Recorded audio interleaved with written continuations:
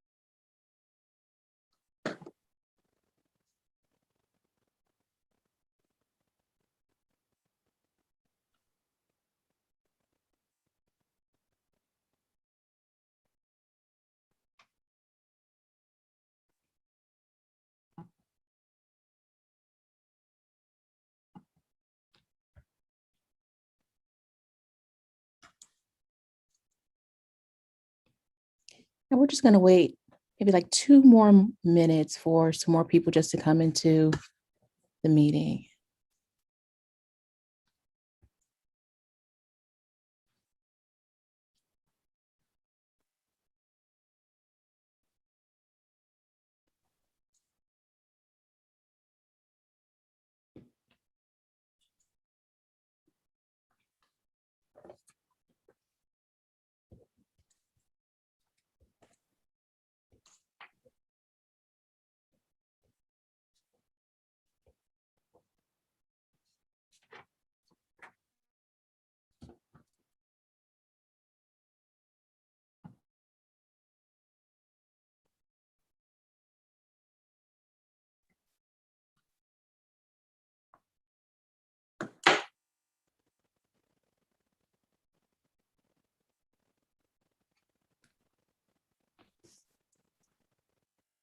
Okay, we're going to go ahead and get started.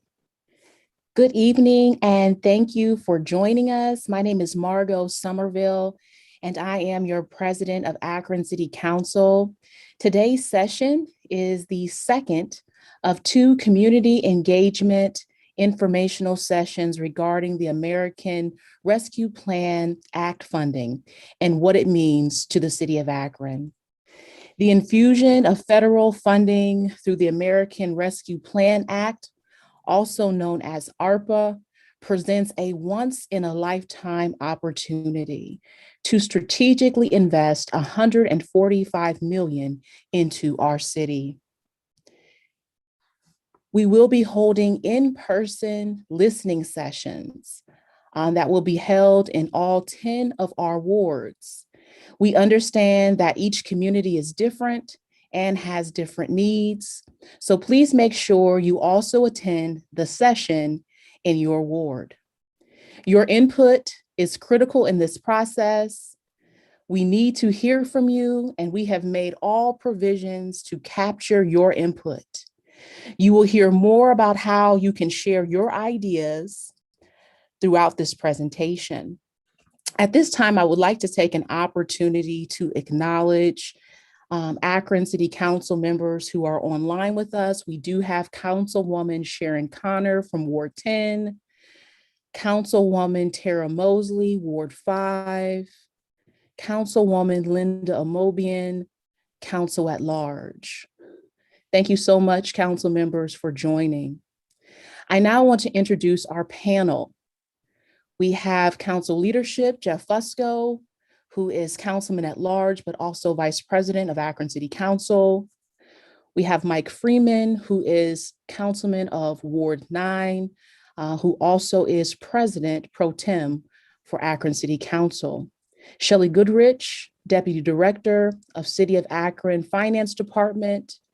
Gabby Bryant, who is a member of Guidehouse consulting team. After the presentation, we will have time for questions.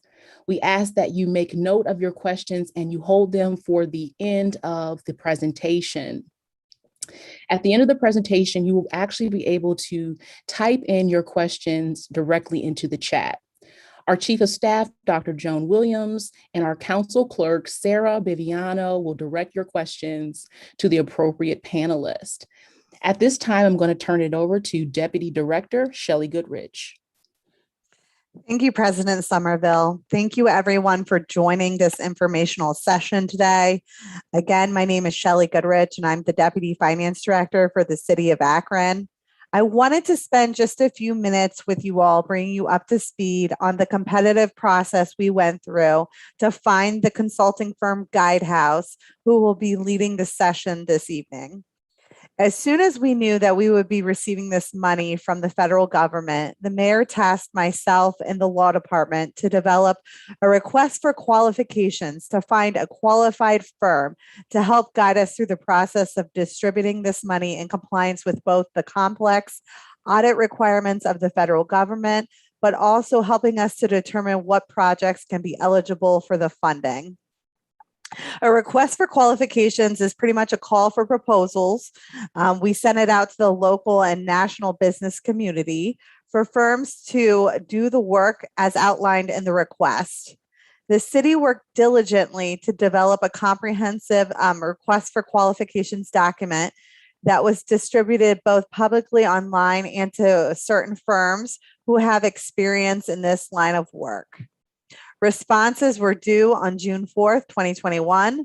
We received 6 excellent responses from very qualified firms who have experience in federal oversight and audit and compliance of federal dollars. We then convened a diverse group of city employees to evaluate the responses and narrowed the pool down to 3 firms who were selected to give us a comprehensive presentation on their experience and why they wanted to work with Akron on this project as we infuse these dollars into our community and bring transformational change to the city of Akron. The presentations were conducted all day on July 9th, 2021. And after those presentations, the committee deliberated and decided that Guidehouse was the firm that we wanted to partner with. Guidehouse is acting in an advisory role. They are here to help guide the city on eligibility and audit compliance. We want to ensure that the city is good stewards of these dollars, and we want to do everything correctly in order to ensure that we do not have to pay any dollars back to the federal government. And in order to do so, we needed a firm to come alongside us that has experience and can guide us as we embark on these projects. So without further ado, I want to go ahead and turn it over to Gabby Bryant. She is with our Guidehouse team, and she will be conducting the presentation for you all. And if you have any questions, please hold those till the end and just go ahead and put those in the chat, and we will be able to address those at the end of the presentation. Thank you. Thanks, Shelley. Like Shelley mentioned, my name is Gabby Bryant. I am a part of the Guidehouse team. I'm the project manager for the City of Akron's Guidehouse team. With me, I'm joined by some really great professionals who have been working on COVID response, compliance, eligibility, which feels like we've been in this work for a lot longer than 2 years, but we're here now. And so with me, I have Priyam Khan, Janelle Penna, Sharon Brown, Mitch Lindstrom, and also to Dave Matisoff, who's been doing this work in Dayton as well. A little bit about Guidehouse. Gabby, I just want to, we're still seeing that entry screen. So I want to make sure. Oh, so sorry. No problem. Are you seeing the right screen Yep. now? Now Okay. we are. Thank you. Great. So a little bit about Guidehouse. Guidehouse is a national firm, formerly PwC's public sector, and we have been working throughout the pandemic with multiple states, cities, and county government, 26 cities, states, and county governments to handle their response to the coronavirus. In the beginning of 2020, the CARES Act was released and gave the opportunity for cities, states, and counties to receive a large sum of money in the beginning of 2021. ARPA, very similar to CARES Act, gave the city of Akron $145 million. Our experience as Guidehouse and what we've been working on with a number of states and cities and local governments is to make sure that those dollars are spent in a way that follows the eligibility and compliance restrictions set out by the federal government. So we've been focusing a lot on tracking projects, making sure that we're capturing different costs, and making sure that we're setting up all of the different localities up well for any sort of audit that might come on later as they're trying to spend these dollars. Guidehouse, like I mentioned, is a national firm. We also have experience working with the federal government. One of our clients is HUD. We work very closely with Treasury, and being able to work with states and cities and local governments, along with our background and understanding of how federal legislation works, was really positioned us very well to provide the right amount of guidance and correct guidance as governments were dealing with this transformational money coming in to their counties and to their cities very quickly. One of the things that Shelley mentioned is this idea of having to send money back if it's not spent properly or if we don't spend it all. And the city has positioned itself really well to lay down the foundation of properly tracking these expenses and making sure that the federal government won't be taking any of that money back from the city of Akron. So a little bit about the American Rescue Plan. The American Rescue Plan was the act that was passed in March that provided for $1.9 trillion in order to recover from the pandemic. These dollars are a little bit different than the CARES Act dollars. The CARES Act dollars were emergency funds. These are recovery funds. And what that means for cities and states and counties is that we have a little bit of a longer leeway to spend these dollars. Instead of 1 year, we have until the end of December 2024 to obligate these dollars, and the end of December 2026 to actually expend them. Also, with that, we need to make sure that we're following very specific guidance, uniform guidance on how these dollars are being spent, how things go to contract, and how we're making sure that everything is compliant. We're really excited about continuing this type of work with different municipalities and sharing best practices with the city of Akron amongst all of the clients that we've actually been working with throughout the pandemic. So like I mentioned, $1.9 trillion was allocated through the American Rescue Plan. And the part of that our practice focuses on is the $350 billion that went to state and local governments. Of that $350 billion, the city of Akron received $145 million to spend in compliance with the federal guidance that was provided through the legislation. This legislation is about 150 pages long, and it details in depth what cities and states can spend these dollars on. We've been working with the city of Akron just to focus on those eligibility requirements and compliance requirements. And the city has been working on what its priorities are by listening to the city council, by listening to residents, and collecting that information to make sure that the administration and the city is really focusing these dollars and these possible expenditures that we're going to be moving forward with on what the city and residents want to see. One of the things that I do like to emphasize with this $145 million is that it's one-time funding. So what that means is the federal government isn't likely to provide these types of funds in the future. This is a very large sum of money. It's a once-in-a-lifetime opportunity for the city of Akron to really take care of the things that it wants to see during its recovery from the pandemic. And this is a really great opportunity for the city of Akron and its residents to really lift up the priorities that it wants to see and what it's most concerned about when it comes to the response related to COVID-19.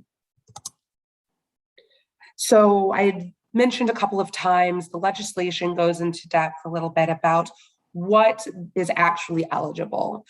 There's 5 categories that the federal government lays out as far as eligible uses.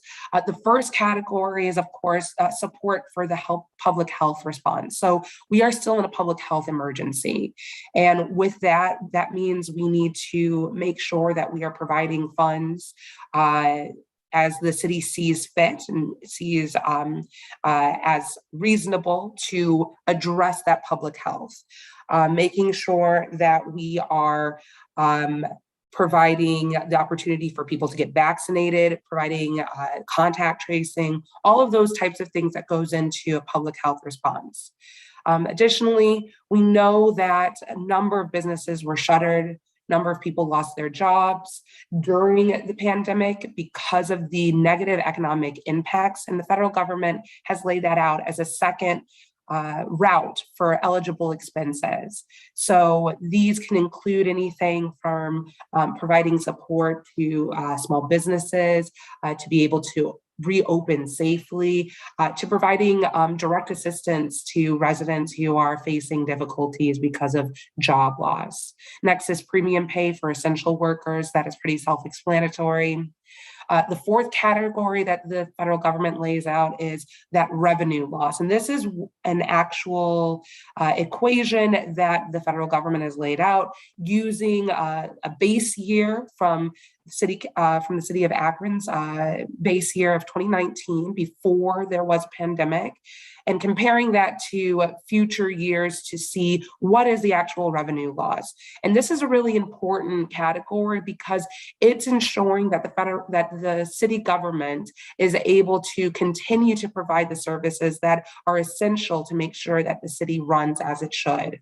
We know that there was a lot of changes in the way that revenue for the city was collected, city taxes, and even how we work now might be impacting the way that revenue is calculated for the city. So this is one of the categories that'll help alleviate that concern. And then finally, there's investments in infrastructure. That infrastructure is primarily focused on water, sewer, and broadband. I know that there's been a lot of talk about the infrastructure bill that's currently in Congress. That's more focused on roads. This one is primarily on water, sewer, and broadband, and that's how the legislation was written. So a little bit about what Guidehouse actually does do working with the city and our approach to this type of work. The first thing that we focus on is making sure that we have an understanding of the priorities that the city has and the projects that they are thinking about, and understanding how we can understand the landscape of the funds that are available for those different types of projects. The city has begun to look at projects and is going to continue to look at projects to understand what is eligible, where the priorities are of the residents, and also too what the priorities are from other entities that might have dollars and contributions to give towards making these priorities become a reality inside of the city. We'll be looking at how the public sector, private sector, and nonprofit sector are spending dollars, understanding how we can combine investments in order to amplify this $145 million investment that we're about to make inside of the city, so that it's not just the city's dollars, but it's the state's dollars or nonprofits that are working towards the priorities that the residents have focused on. Next, we focus on cost tracking and accounting. One of the things that we really take ownership of is just the tracking of payments. So as the city moves forward and decides to commit to different projects, going through its normal processes, we make sure that we're tracking all of those dollars that are going out, and we're able to keep track of them so that we can provide the required reporting to the federal government. The federal government is very interested in how these dollars are spent. They want to make sure that they're spent in eligible and compliant ways. The reporting requirements can be pretty extensive and are a very large job. And the city is still focused on providing those services that the city has to provide. So on top of the things that the city administration does on a day-to-day basis, they now have $145 million that they are responsible for reporting and compliance and vendor procurement. And that's really where we're playing a role, helping on that administrative side, tracking things, accounting for things, so that we are preparing the city for the reporting requirements necessary. Third is the communication and liaison services that Guidehouse provides. So, for example, holding meetings like this, making sure that there's a clear communication with the public, making sure that we're communicating with city council and with the city administration. Anytime that there are updates to federal guidance, making sure that we're sharing that out. And then also too, helping to provide a space in which we can get public comment and public feedback that the city is able to make sure that it's incorporating in the projects that it's looking at. And then also regular coordination that we can provide.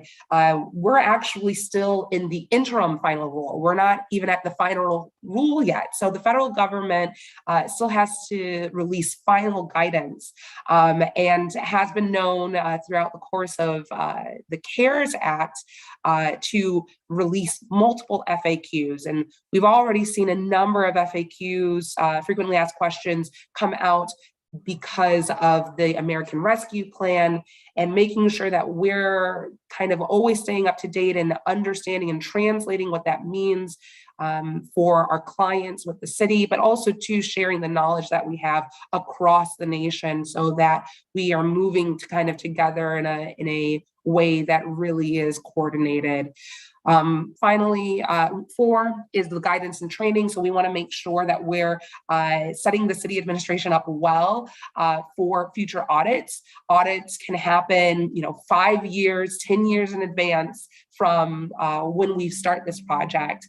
And while Guidehouse may not be working with the city anymore, we still need to make sure that the city is well positioned to answer any questions that an auditor might have. And so making sure that there's a repository of documents, making sure that there is a common understanding between staff and stakeholders of what monitoring happened and what subrecipient awards, how subrecipient awards were reported on.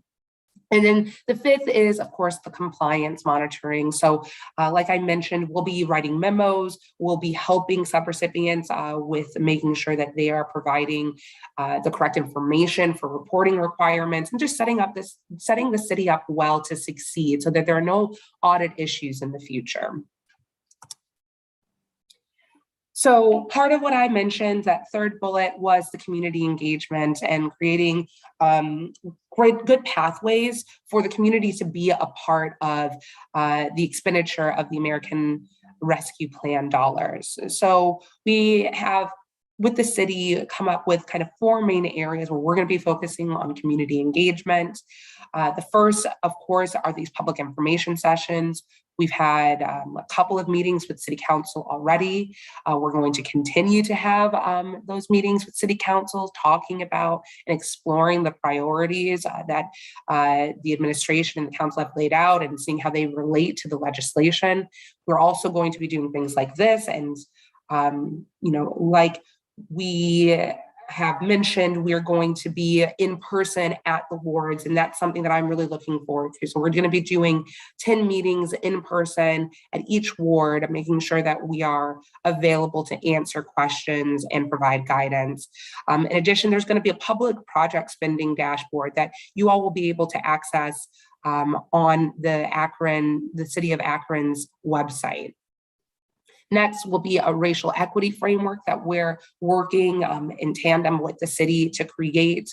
So understanding that not all populations were impacted equally throughout this pandemic. We understand that communities of color were particularly harmed because of the pandemic and its indirect impacts as well.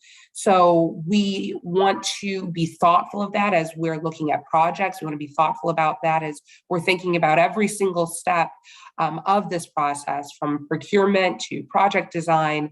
We want to make sure that we're asking the questions that are going to make sure that there is an equitable recovery for all of the residents inside of the city of Akron. And then, of course, too, we're going to make sure that we're gathering input at regular intervals from residents regarding the priorities. And one of the ways that you all can provide input actually is the public input form. And this public input form is really residents' chance, or anyone, city council members' chance, residents' chance, whether you are working for a nonprofit or for a private organization, to have an input on what you think that the city of Akron's priorities should be when it comes to the expenditure of these American Rescue Plan dollars. And I'm going to take a little bit of time just to actually show you all what this form looks like and where you can find it. So this form is located on the City of Akron's website. So if you go to akronohio.gov/ARPA, ARPA, you'll be able to scroll down and find the idea form.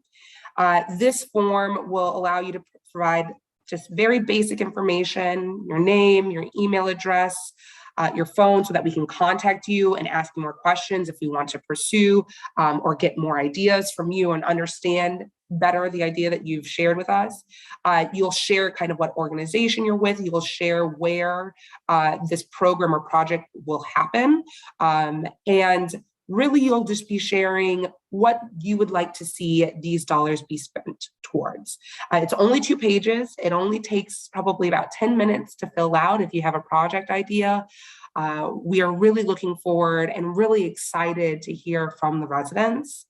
This really is a chance for you all to be involved and participate in how the city is going to spend these transformational dollars. We're really just going to play a role of looking at them, understanding where they fit in to the eligibility requirements set out by the federal government, and then the city is going to run with the project, making sure that it's in line with the priorities that it's laid out. So I've mentioned reporting quite a number of times. Reporting is really important because we want to make sure that the federal government is comfortable with how these dollars are being spent, that they have an understanding, but also too from the perspective of residents. The reporting and the dashboard, they go hand in hand on understanding how dollars are being spent, how they're falling into the expenditure categories that have been laid out by the federal government. So far, we've had one reporting deadline, and that was August 31st, 2021. And in that report, there were no expenditures made, no obligations made, and that covered the period from when the dollars were received to July 31st, 2021.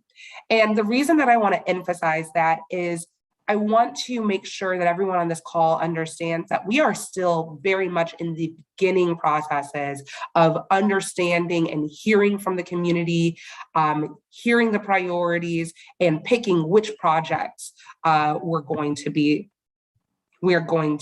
selecting. So the next report that we have is going to be January 31st, 2022. And that report is going to be the interim report where we're capturing the project demographics. So who are these dollars serving? Like I mentioned before, we know that there were populations that were disproportionately impacted. We know that we have to kind of be able to track those. We also have to make sure that we're following uniform guidance in how projects are how different companies are selected and how the procurement process happens as well. And there are a number of different items that the federal government wants to make sure that we are providing either additional information or kind of narrative explanation as to why we are spending these dollars this way.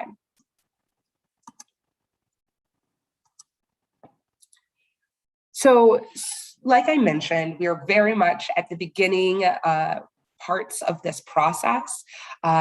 We were lucky to, as Guidehouse came in to the city of Akron, we were lucky to have be able to work with the city administration and city council, and they've already laid out a couple of their own priorities.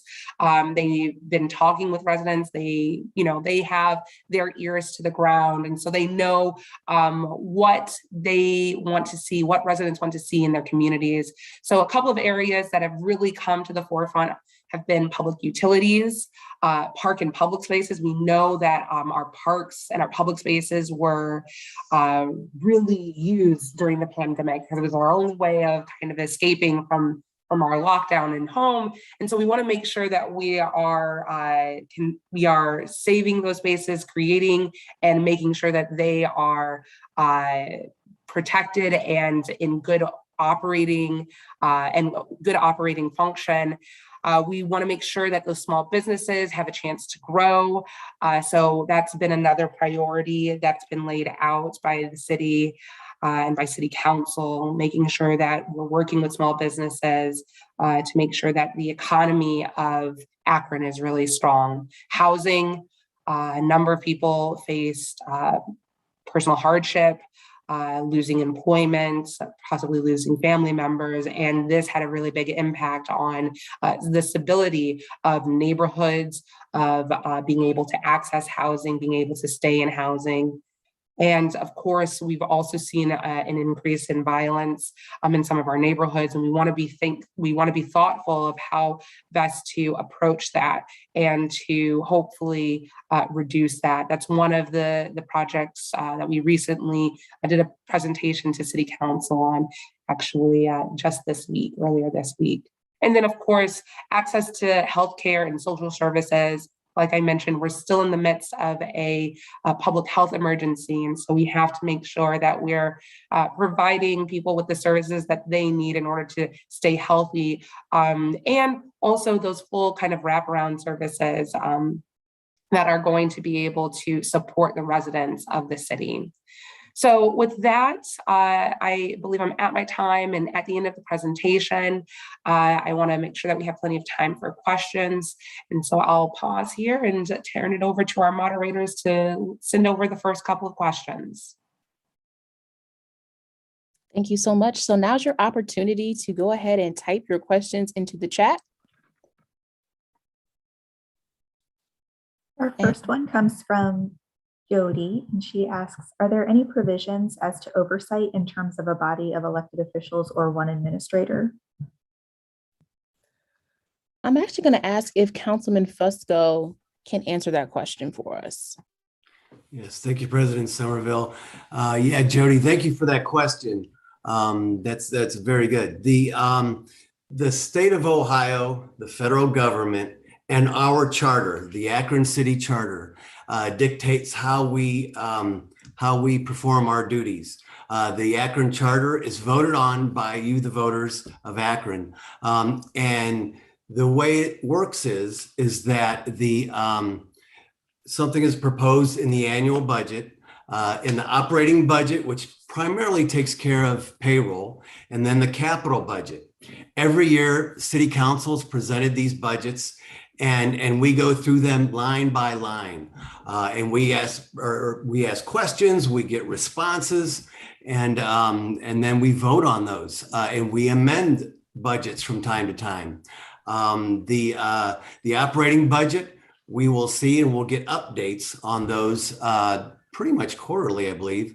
The capital budget we vote on, and then what we'll do is before a capital budget, which is primarily bricks and mortar type things, whenever those projects go forward, City Council votes on that project, which outlines where the money's coming from.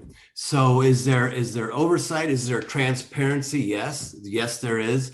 And I've been around City Hall for many, many years, and I can tell you this is the most comprehensive and transparent method of communicating with the residents. I believe we find in City Council and City Hall that some of our best ideas come from you, the residents. So thank you for that question, and look forward to working with the community on this. Thanks.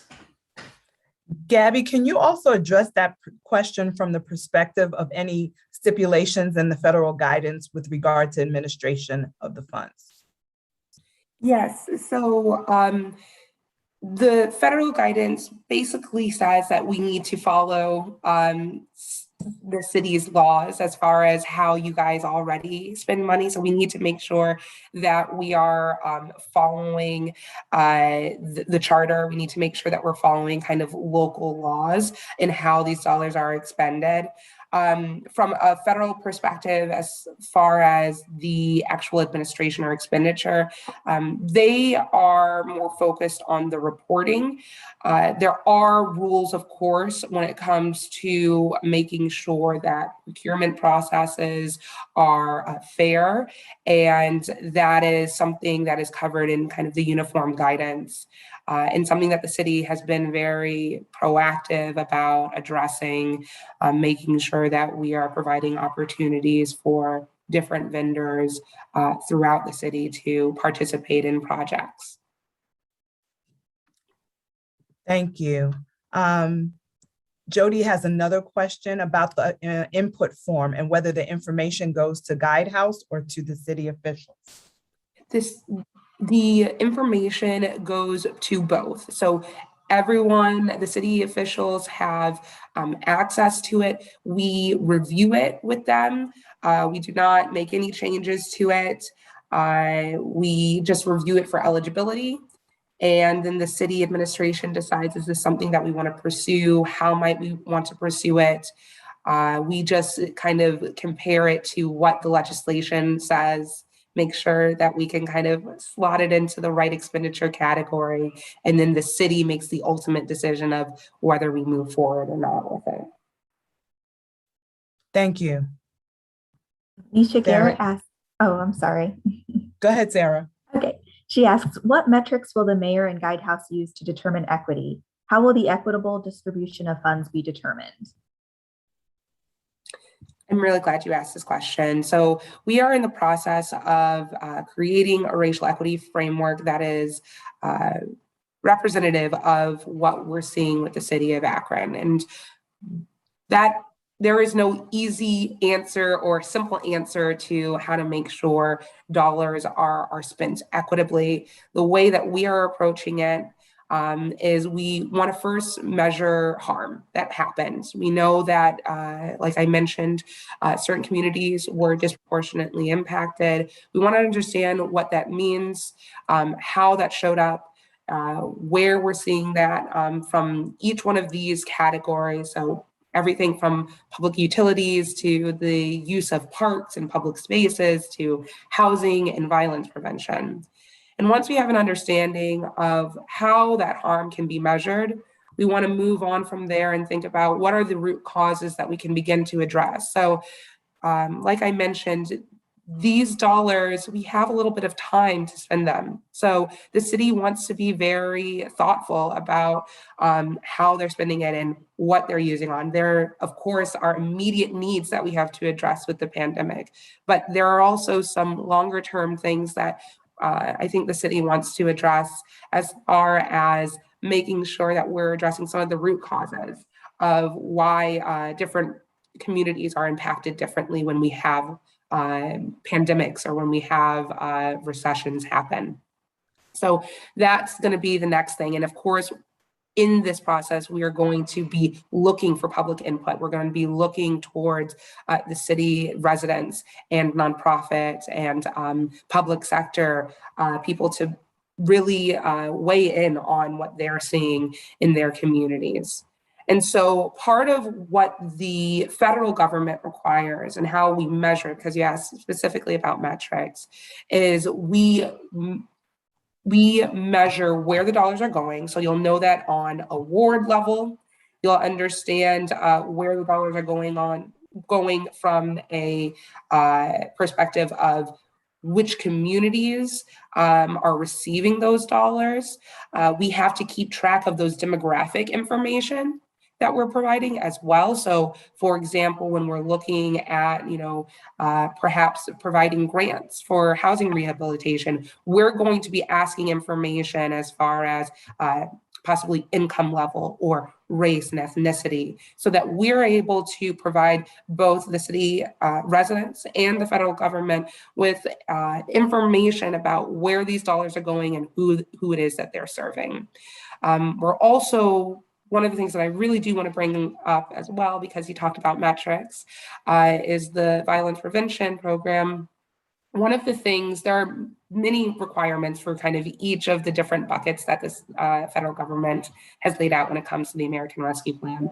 One of the things specifically for violence prevention that's been laid out is these evidence-based outcomes, and thinking about how we can measure that and making sure that we're focused on outcomes of providing programs that have known success records, or looking at evaluating programs that maybe haven't had evaluation in the past. And so we really, for projects, depending on which project you're looking at, there will be different metrics, but we're always going to be looking from residents to make sure that we are measuring the right things and asking the right questions when we're doing these projects and thinking about the design of them.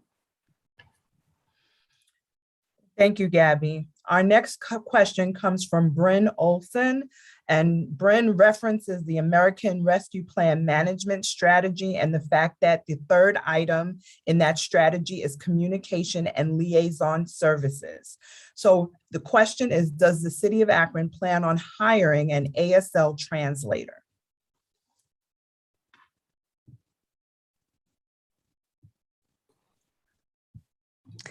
I think at this point, the city of Akron should look into how we can utilize a translator on some of our recordings and public meetings. But I don't think we intend to hire a full-time staff member for this, but definitely to engage the ASL community and looking for ways that we can communicate the ARPA plan and communicate with the ASL community on some of our recordings and other public documents. And I think that this is a perfect example of why these community meetings are so important, right? So residents being able to bring their concerns and provide additional and different perspectives that we need to make sure we're incorporating. So thank you. This next question comes from Mary Wright.